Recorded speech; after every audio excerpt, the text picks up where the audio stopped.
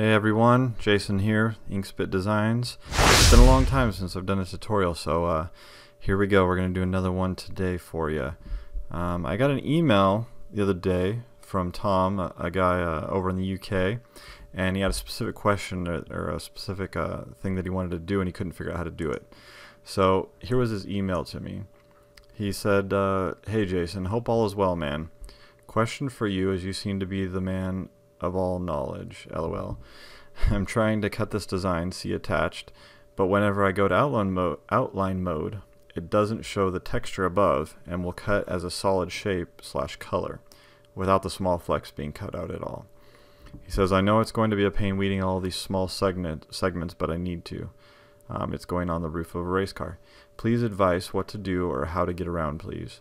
I've been a subscriber of yours on YouTube for a fair old while now, and you have been so helpful. Thanks in advance. Kind regards, Tom." Well, appreciated Tom sending this in, and thought it'd be I helped him solve the problem, got it taken care of, but I thought it'd be a good segment for a tutorial, a good thing to do, and told him we would do this one. So first of all, he knew what I was going to say. This is not something I would recommend for doing in vinyl, because I don't know how you're going to weed this. Your cutter, frankly, my cutter, I have a really nice one, and it would just make a mess of this. So I'd be interested, Tom, to know how it comes out. If you'd send us a final picture, maybe if you're able to take a picture of the final product on the race car that you're putting it on. But it's going to be a lot of work, but it might turn out awesome if you put in, you're going to be putting in some time in the weeding, like you said. So here we go. What Tom's talking about is he has the graphic here and he has a texture. This is exactly the file that he sent me to take a look at here in Illustrator. And as you can see, it's got all the texture cut out and everything here, but as we know, when we go to outline mode, which is Control Y, it just shows solid shapes. There's nothing cut out of it, and he was trying to figure out how to do that. I think he was using transparency masks or opacity masks and things to try to do it, but it's pretty simple. I had to try a few different ways to go around it, but it's pretty simple once you figure it out, and it can be useful for a lot of other things you do. So here we go. We click on it, and first thing is we're going to look over here in the layers panel, and he's got everything grouped together. So let's go ahead and ungroup everything, and as we do that, we can see here's the texture that he's talking about, this black texture that he found. And first thing I'm going to do is I'm going to make another layer, and I'm going to put that texture, I'm going to select it and just drag it up here to its own separate layer. That way I can turn it off and on as I need to. So with it off, as you see, first thing we want to do is look at the shape here. You got, of course, the British flag, and what we need to do is take this shape, and I'm going to back out a little bit here. It's a big texture. Now, the first thing I thought of immediately right off the bat is using the Pathfinder tool and just being able to cut this shape out of the other one. So if we do that, we go to the Pathfinder down here, and we select minus front, because of course we know the texture is on front or up front, and so it should cut it out. And this is going to take a few seconds here, because anytime you do anything vector with this many points, it's going to chew on it for a second. My computer, I actually just added some RAM. It was my Christmas present to myself, to my business. I have 24 gigs of RAM now, so that helps out when I'm doing things between Illustrator and Photoshop. Alright, as you can see, this is what we come up with, the result. Not the desired result, because it deleted a whole bunch of the part of the flag, but if we go into outline mode now, we can see we actually have the texture cutting through. So that tells us, hey, we're on the right track. We're actually getting the thing cut through. But we need to get the whole flag, obviously. So I'm going to undo that by hitting Control Z. And so we know that we're on the right track there with that, but we need to figure out this flag. So I'm going to just turn off the visibility of the textured layer, and within here we can see we got all the different segments here. The problem is that if you look over here in the layer panel, what's the very bottom thing on this this layer, which it is actually the plus that we saw. And so that is why when you hit minus front, you see that everything else is gone except for that minus front, which keeps the texture, and that's because it's on the bottom here. So what that tells me is that we need to have everything on the same layer, and then it will work. So we need to get it that way. So how do we go about doing that? Well, first thing I noticed, there's a few extra things in here. Just above this plus layer, we've got a couple blank, or not blank, but if I select these, we see that it's just shapes outside of the the flag. They're extra, things that aren't helping anything. The reason I found that out is because what we want to do is make a compound shape, and that will put everything on one layer. So if I select the whole thing, go up to Object, Compound Path, and hit Make, there we go. As you can see now, if you look over in the Layers panel, it's a compound path now. Everything is on the same layer, which is what we want, but as we can see, it puts everything together. We go into outline mode, and we can see it's all there, but it just joins everything together. So that doesn't work. That's when I found out these extra layers are things we don't need. So as you see, I'm selecting one of those, and I'm just gonna hit the delete key, and it gets rid of that. Selecting the other one that's empty. As you can see, it's up here in the upper left hand corner. Hit the delete key, we don't need that. Okay, if we look in the layers panel, inspect it here, everything else has a shape in it.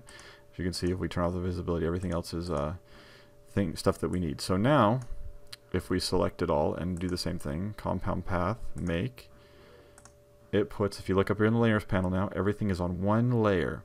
Now granted, we can't change the individual, because it's all one layer. If I change the color, that's not going to work, right? Because everything is it's all on one layer. So that's fine. We know that we're getting our desired, or we're heading in our right way because everything's on one layer. Now if I turn on that texture layer and I select everything, and let's go back and hit minus front and let it do its thing on that for a second, we're going to see how we end up, what it looks like, and see if in fact what we were trying to do will be accomplished by this. And it's chewing on all these anchor points. So if you have an older computer, good luck with doing something like this, because it's going to take a lot longer, and it might even crash Illustrator. Okay, there we go. Now as we can see, if we go into outline mode, we've got it all. We've got the desired effect. And remember, that happened because everything on the flag layer is all on one layer because of doing that compound shape. So now how do we get it to the traditional colors that we want? Well, all we have to do, or all I did in this case, is make a duplicate by holding on the Alt key on a PC. I believe it's Option on a Mac. And everything's grouped together. We're going to ungroup it. And if I bring up, I'm referring to the picture here that he had. This is what he originally sent me. So I'm going to take those colors and I'm just going to delete the ones that we want blue and keep the ones that are red. And it might hopefully grab all of them. You see there's a little part here that we didn't grab. And go in outline mode to see if we got it all. Now you see there's these little specks that didn't get, so try to grab everything. Depending on the texture you use, this might take a little bit longer, but I think we got it all there. And then we're going to take this other one that we have and do the same thing. We're going to ungroup it, and we're going to do the opposite. We're going to delete everything that stays blue. I'm sorry, delete everything that's red. And these little pieces might be hard to get, but we'll zoom in and get those. Whoops, that's a little much. Okay, get rid of all these little pieces, little guys that we don't want. And there can be a lot of them. Okay, now back to our regular view, and let's group these back together. Control G to group, and this one Control G to group after we selected it all. And this is the one we want blue, so let's go with that. Now that they're grouped together, we're just going to put one on top of the other, and it might line up exactly, or we can go over here, select both of them, go to Align, make sure we have chosen Align to Selection, and then align center it horizontally as well as vertically. And there we go. Now, the moment of truth, let's go into outline mode, and there we go. A beautiful textured shape that is going to be horrible to weed, but is exactly what Tom was asking for. And that is how you accomplish that. So just remember, put the texture over the top of the file that you want to texture it with, if that's what you want to do, and use the Pathfinder tool, the minus front. But you have to make sure everything's on the same layer, otherwise it's going to gonna minus everything except for that very bottom layer. Alright, this has been Jason with Inkspit Designs. Hope this helps you out in particular situations, or just thinking about how to use some of these different tools for the desired effect when creating your vinyl decals and your other graphic design elements. Alright, I'll see you guys later. Take it easy. Bye.